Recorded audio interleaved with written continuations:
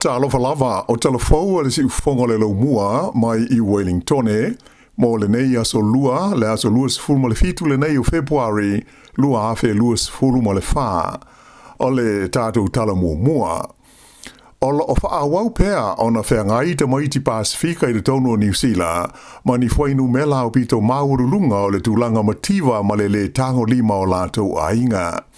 O whainu mera o wha ilo mai e le ofisa e wha mau mawina whainu mera le malo New Zealand ua manino mai ai e ui ina sa tau ma whai malosi le whai ngā malo te ruai e whai se whai ngai fo I ai le nei wha awhi tauli o le a whaina leo te maiti le mativa ma le tango lima o tangata ai le ai lava ma se suinga o adi e li mai. E paule mea ua mauti noa o le sitia lea I lunga I le tausanga lea na uma ya Iuni le lua afe luas fululua, whapea ma le tausanga na wha uma ya Iuni le lua afe luas fultolu, o vaenga e lua, o vaenga au tua tolu, ia e fua I ai le tūlanga mativa, ma le tango lima o tamaiti I do tonu o ao te roa. O tamaiti Pasifika, sa I longa na mau lunga, I o la te waafianga I whaafi tauli e mafua I le mativa, ma le lava o le wha soa, e au fiai I le mai o le asthma, ai maise o mai o nifo, o mai o talinga, a toa ma wha le tonu o le whaalongo, ai whapea I fo'i ma mai mawai pau o le tino, pe a whaatusa lea I tamaiti o isi lanu mangangana. Whailoa e le komisina sili o tamaiti o Claire Atmat, o le nei tūlanga e le manuia tele o na ua mai tawina le si tia o le fua o le tūlanga mativa e a awhia I tamaiti. O se tamaititi e na tele maua I se tasio mea au tue ono, e au fiai I a fuala au tau mawhamata, o fuala au whaikuka, ma le mawhanawhana o le fale e nofo ai, ma ia le maua fo'i I a siaki masani whaafo mai, o se tamaititi lea e ave I ai le whaapunga le nei o ola I se o langamativa ma le tango lima I le tonu o New Zealand. Ta ua fo'i le tamaita I komisina sili o tamaiti, e matua le tala whea ngai lava, le luas fultasi ma le afa pasene o tamaiti Maori o loo au fia I le nei tūlanga, ai luas fulma le valu tesi ma le iwa pasene o tamaiti Pasifika, whapea le luas fulua tesi ma le tolu pasene o tamaiti e le ato toa le malosi. O whainu mera nei e mai wha maunga I lona lima I le nei o teusanga, talu na wha mamanuina le tula fono o le Child Poverty Act a New Zealand I le teusanga e lua afe se fulu ma le valu. Ua wha lia mai e le pulenga o le sua vai mo le tumalo a toa Wellington le Wellington Water, sa iai se pa I le fua o le vaila au o le fluoride, le asa o la tau whaongaina mo le sua vai tau mafa o Wellington I lo tonu o le wha masina ua tua na ai atu nei. O le winga moni o le atulanga, na pa e le imawhai o na wha amania ina e le pulenga o le vai, ia le fua wha atu langa ina e le mtanga luenga le soifua malolo ina, mo le vaila au lea e tonga fiti ai le sua vai tau mafa, mo le taimi e iwa se fulu pasene I le wha masina e pei ona ta ua.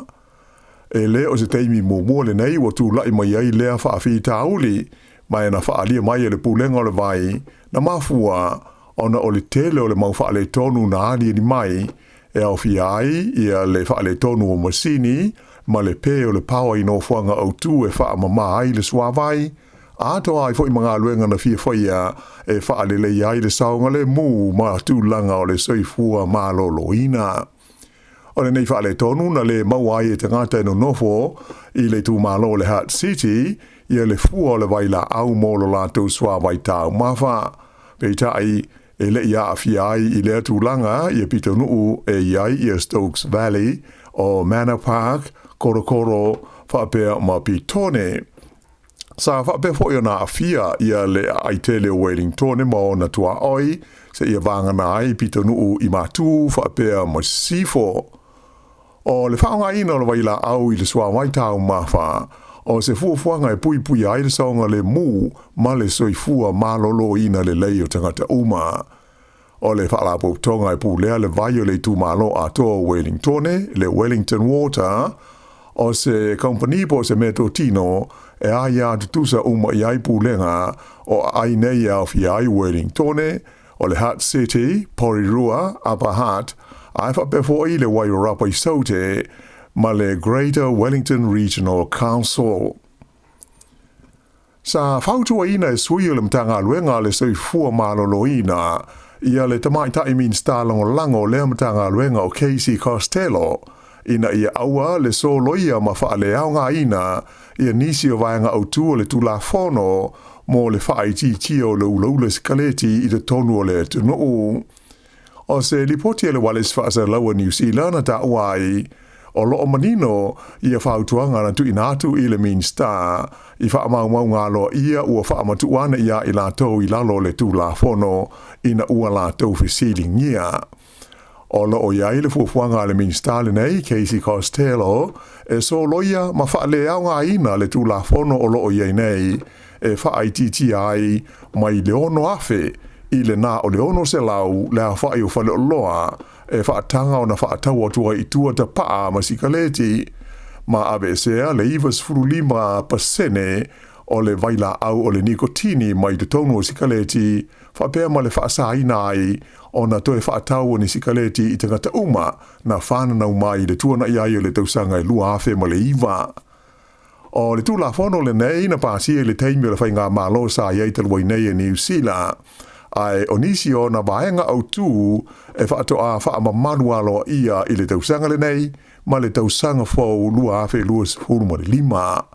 Sa tu ina atu fo i sui le mtanga aluenga i le tamaita e minsta ia whautuanga i ni vaenga e ono sui a i tulanga ia manao ia soloia e au fiai le whaamuta le luas huruma lima tausanga le matua o se tangata e whaatanga ai o na ia whaatawina se pepa sikaleti peitai na te ena uma ia whautuanga e le tamaita i minsta.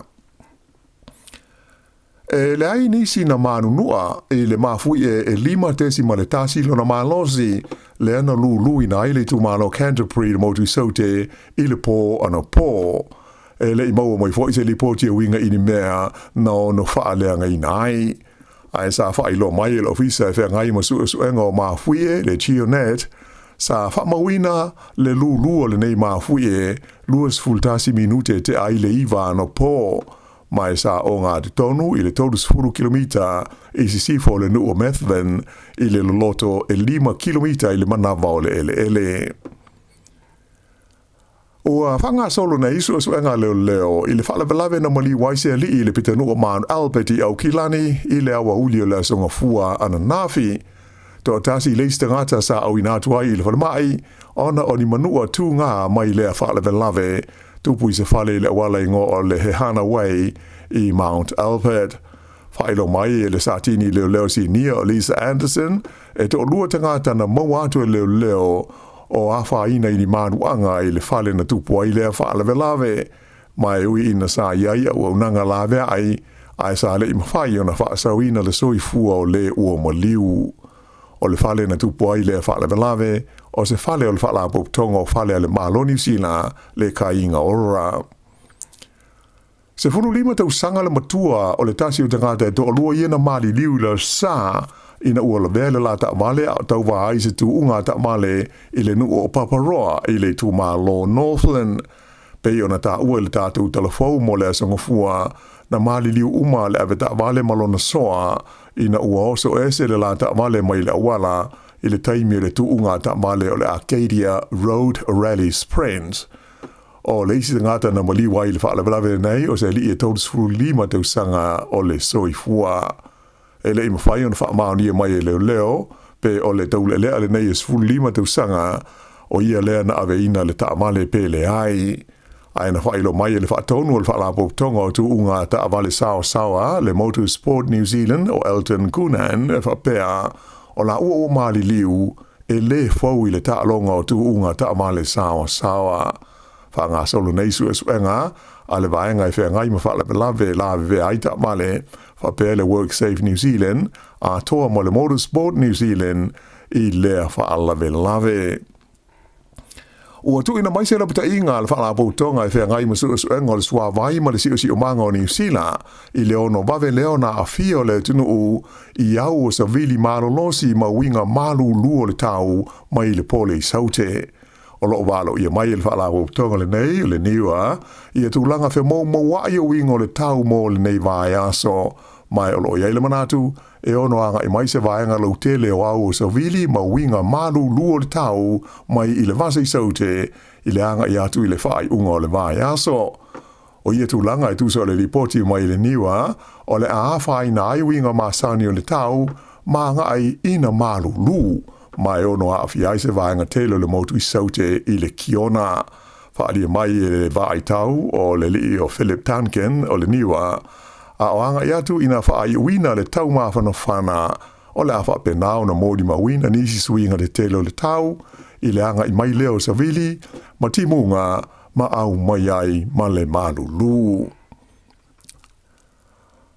E se tala mai le Pasifika o le asonga fua na filifilia ai le palemene o tuwalu le li e ngoi a Feleti Teo e vema palemia fau o le atu motu o le Pasifika. Se ripoti mai le lau mua i funa futi ina ta ua mai ai le autasi leo le filifilinga ona e le ai seisi na tau wama Feleti mo le tofi palemia.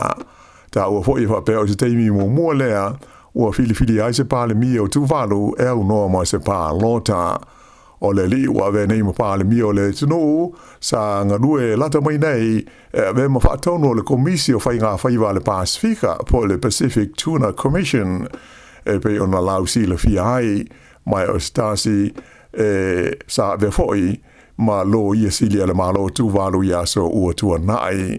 o le so o le a whaatu toi nai minsta o filifilia le palemia fau la tau te ngalu lue i le kapeneta. I se tala mai au se talia, ua maua is tangata whai ngā luenga i se la o le kompania le Bunnings i au se talia, ia se tau i mawae ona o le wha manua li ai o ia a o tau ma whai e si i se pakete o le wha le lei ele po le fertilizer. O le tamai tai whai ngā luenga le nei ingo i a Sarah Jane, tau des fultasi tau sanga o le soifua i le taimina tupu ai le wha le velave, a o ngalua i le la o le Bunnings i le ai o Sydney, i le tau sanga i lua afe se furu ma le valu na manua le anga ai lo na tua. O le whaai unga le wha misinonga maa o lunga i New South Wales i le nei mata upu, ua polo i na ai le kompania le Bunnings, e te tongi i lea tamai tai whai ngā luenga, le tino i tupe, e tasi ma le kuata miliona tā la. Ona o le whaata mala o le kompani, i le lea o ina le leo ia, i le whao ngā ina o le masini e ngō o le pallet jack, e whaatino ai le ngā luenga na a wha ina ai o ia. I tā longa i le kapita i tō fitu le lololangi, ua siompini le aua tamai tai o New Zealand le Black Ferns i le vai Vancouver o le taunisanga le kapi fitu a le lololangi. Na su e fusi ai le Black Ferns ma le aua falani, ia mai o ai o le tā longa i tōdus fulima New Zealand i le se fulu ma le iwa a falani. O le malo mua ai leo le aule nei e tamai tai o New Zealand i se vai o le taimilo sanga. I le vai ngō li e le imanuia le tau mawhai o New Zealand i le laso ngā fusi ma Argentina, lea ua tolu vai so o manu malo Argentina i le taimilo sanga nei o laka pi fitu a le lalolangi. Ia o le whai unga le nā o Tala Fou.